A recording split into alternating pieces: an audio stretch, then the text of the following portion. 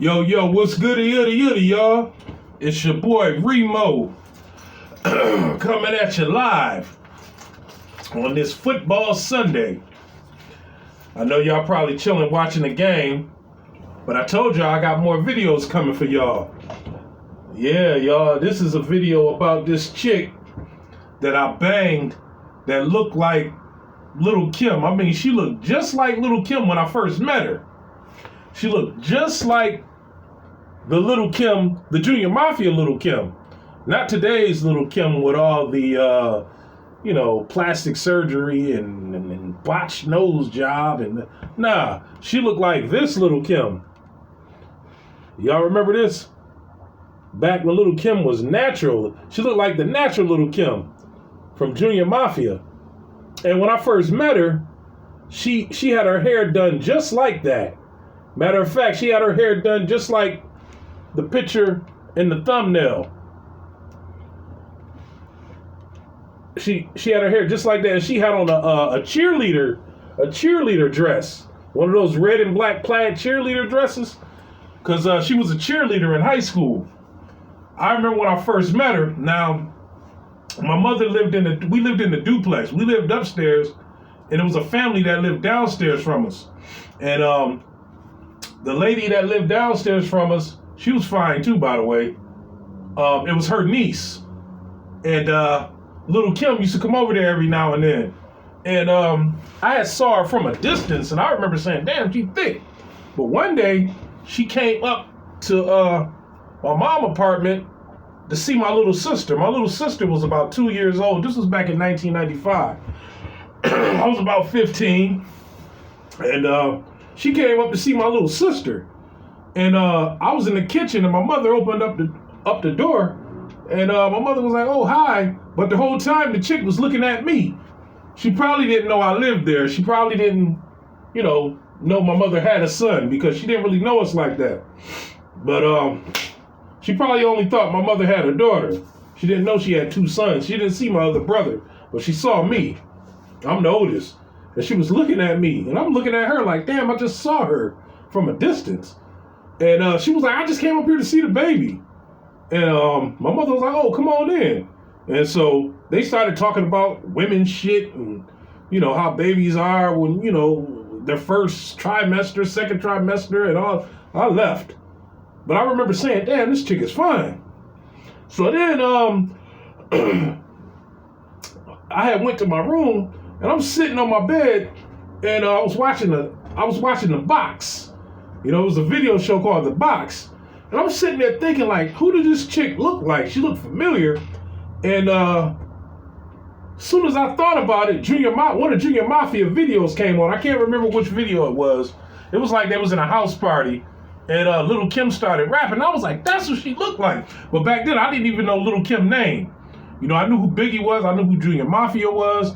I knew who Little C's was and Nino Brown, but I didn't know anything about Lil Kim. She was up and coming, she was broke then. She was just getting her foot in the door. And I was like, damn, that's who this chick looked like. So I was like, damn, I hope I can see her again, because the way she was looking at me, you know what I'm saying? I had felt like, I felt like she was feeling me. So about a month later, I was coming in the house, and her and her aunt was coming out.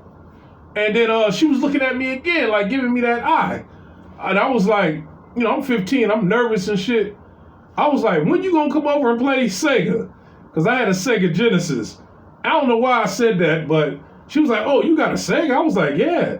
She was like, what games you got? You got Mortal Kombat. Now, this was back when Mortal Kombat was very popular. So I was like, yeah, knowing damn well I ain't want to play no Mortal Kombat with her, but she came in the house, and she just took over my game, because she had never played it before. And so, I let her take over. She had the girl. She used to get the girl Storm, or I think it was Storm she used to get, or I believe it was Storm. One of them girls that blow out the wind, or one of them chicks off. I can't remember, but long story short, me and her started talking. She told me that she was about to graduate and go to college, so we exchanged numbers, and that summer she wanted to hang out and chill. She said she had just got her license and she was about to buy her aunt car. Now I was 15, she was 16. I was like, okay, cool. And she bought her aunt car, and like she would come over and visit every now and then. And we would go to the movies, we would do the teenage thing, and she asked me, was I a virgin and all that? I lied and said yeah. So after us cooling out, hanging out all summer, right before she went away to school that August, I had beat it up real good. I was lying about being a virgin. I had like maybe like 2 other girlfriends at the time that, I had banged multiple times, probably 100 times a piece. But yeah, I knew exactly what to do. Now, come to find out, she told me that she was a virgin, but back then I didn't believe it. But now I believe it, and I'm gonna tell you why. Because I was banging her so good.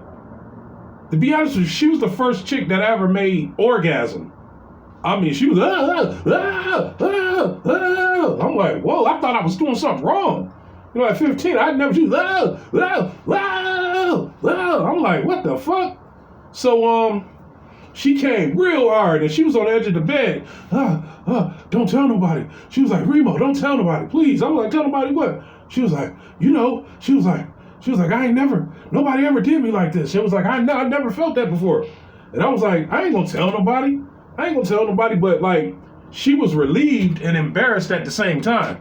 Like, you could tell she needed to get that nut out. She was waiting for that moment, but yet she was embarrassed. I was like, you ain't gotta be embarrassed. She was like, but ain't it your first time? I was like, yeah. But years later, I told her I lied. But at that time, she was like, oh, she kept saying, I never had nothing like that before. She was like, I never felt that before. At least not like that. She was like, oh my goodness. She was like, oh my goodness. She was like, why? She was like, we could have did this earlier. She was like, too bad I gotta leave to go to school. And I was like, I know. I thought I was gonna be able to hit it at least one more time before she left, because I got real attracted to her. But I only banged it that one time, and like we exchanged numbers. She went away to school. She went away to Arizona.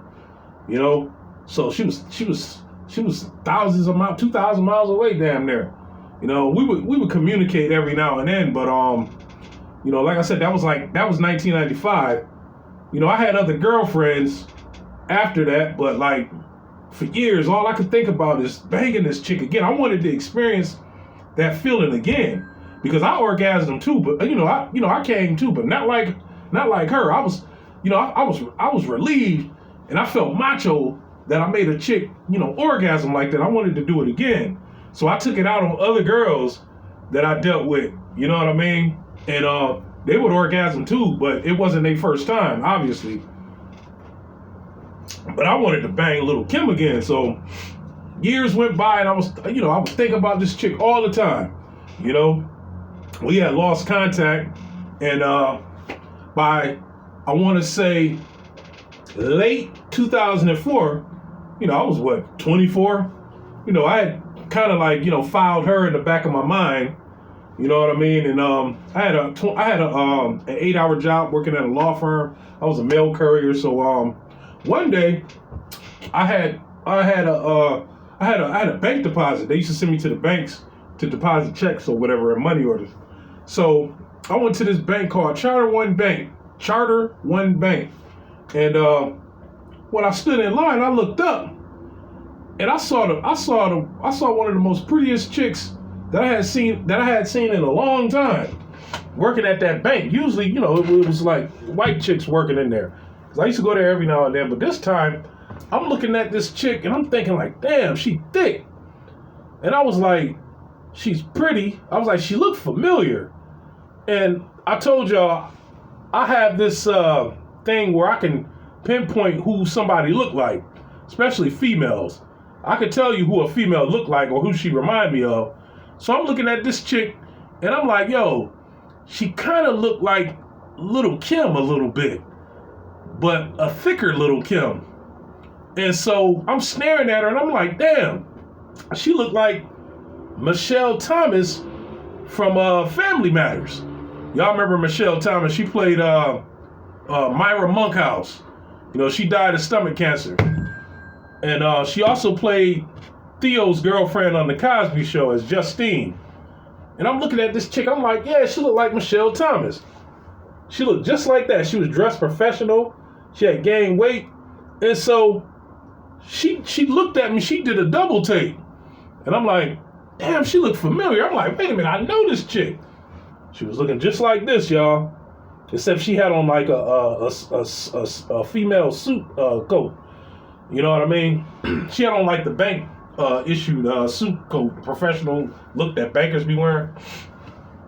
And I'm like, damn, this chick looked good. She had a smile just like, let me zoom in. She had a smile just like that. Beautiful smile. You know? And she was like, Remo. I was like, I looked at her name badge and I was like, oh, what's up, Lil Kim? I ain't gonna tell y'all her real name. But I was like, yo, where you been? She was like, I've been back in Rochester for 3 years. She was like, I was trying to figure out, see, because we had moved from that duplex. You know, we had moved in 1998. And this was 04. You know, she told me she had came back in 2001. And she, you know, we had been moved or whatever. I was like, yeah. I was like, by that time, I had my own apartment. No, I didn't have my own apartment yet. By this time, I had moved out, moved back home. This was 04. You know, I had a car and everything. So she was like, yeah, I just started working at this bank. And I was like, you look good. I was like, you got any kids? She asked me, do I have any kids? I was like, nah. She was like, nah. She was like, she had got pregnant and, you know, she lost it or whatever. You know, that's why she gained a lot of weight. I was like, damn, she done gained a lot of weight in the right places. She was thick. She was shaped better than before. She had an hourglass. She was a BBW with an hourglass by this time. And she told me she was into physical fitness. She was about to get back down to her high school size. And I'm thinking like, no, you don't. No, stay like this. You can do side bends or sit-ups. But please don't lose that butt. That's what I was thinking. So, long story short, we exchanged numbers. She called me that evening. You know, we talked. And she said she ain't got no car. She working. I said, I got a car. I said, I'll pick you up. I picked her up. We went to the movies. We went to the Old Country Buffet. You know, we rode around town. We chilled. You know what I'm saying? And I'm thinking, I want to make this chick orgasm like before. But y'all gonna bug out. So, you know, we had conversed. She told me she had a boyfriend and shit. But she said they was on bad terms. So 2 or 3 months go by, you know, we just chatting. We became real friends. You know what I mean? And so around Christmas of 04, she told me to come over. So I went over there and I looked. And guess who was sitting on the couch? It was that chick that I banged that looked like Miss Superdome. I did a video about a chick that I banged that looked just like Miss Superdome. She was sitting on the couch, but she didn't look like herself. Come to find out, Miss Superdome was taking meds. She had mental issues. And by this time, it had gotten real bad. And, you know, she started taking medication. So, you know, she knew who I was. She spoke, but, like, she didn't say, how did we meet or anything. Like, it's almost like she didn't care. You know what I mean? Or maybe she forgot that we had an affair. I don't know. But she didn't blow up the spot or nothing. And I was glad because I wanted to beat. I wanted to hit it again. I wanted to hit Lil Kim again. And so I asked Lil Kim, I was like, yo, I know her. She was like, yeah, I know you know her. And I was like, how you know? She was like, because I saw a picture of you over her house. I forgot that I had gave her a picture of me, you know. I totally forgot. You know, I had 100 pictures. I had gave her one. And so she was like, yeah, I saw a picture of you over her house. She was like, but none of us could get in contact with you or whatever. I was like, oh, okay. I was like, yeah, you know, we were just, you know, cool. And she was like, mm-hmm. I was like, what? I was like, we was just, you know, friends or whatever. She was like, whatever. She was like, so what you gonna get me for Christmas? I said, what you want? She said, she told me what she wanted. I can't remember. And then she was like, I ain't got no money to give you. She said, but I can give you me. I was like, what? She was like, I ain't got no money or nothing to give you for Christmas. She said, but I can give you me. I said, okay, bet. I said, bring it. I said, bring me you on a silver platter, or something stupid that I said like that. You know, some dumb shit I said. And so Superdome was in the dining room, and she had a Christmas tree in the living room, in the front room, and I was plugging up her Christmas tree, and I stood up, and she was like, "It's another plug you're supposed to plug up." She got on her hands and knees, and she got into the doggy style position, and she showed me how to plug it up. And she was like, "Don't be looking at my butt." And I was like, "I can't help it." And then she said, "You wouldn't know what to do with all this." I said, "Please." I pulled her. She was in the doggy style position on her hand and knees. I pulled her. She had on some tights. I pulled them tights down, and she gave me a quickie right there on the spot. I was hitting it hard. I didn't give a fuck if Superdome could hear it or not. But she was like, "What you doing? What you doing?" She was like, "You know, so and so in the dining room." I was like, she ain't, because it was a door. It was like a door in between like the dining room and the hallway, and into the living room where we was in. I was like, I don't give a shit. I was like, fuck her. And she started laughing, so I started hitting it real hard, and she was just about to orgasm, but I came first. And then she was like, "Get up off it." She was like, "This ain't the right time for all this." And in my mind, I'm like, well, it was the right time for me, because I had just nutted all over the place. I didn't give a shit. So you know, later on, like she was like, "Why don't you come over tomorrow when ain't nobody here?" I said, "Okay." So I left, came over the next day, beat it up, but she didn't orgasm like how she did the first time. So I'm thinking maybe she done got used to orgasm, you know, to like, that was her first time back in '95. You know, I was like, damn, I can't capture that first high that I gave her. You know what I mean? So, you know, I didn't give a shit. She had some good coochie. So fast forward to about March, from December of '04 till about March of '05, I was just constantly going over there beating it up, you know, eating her pussy, you know what I mean? I didn't give a shit.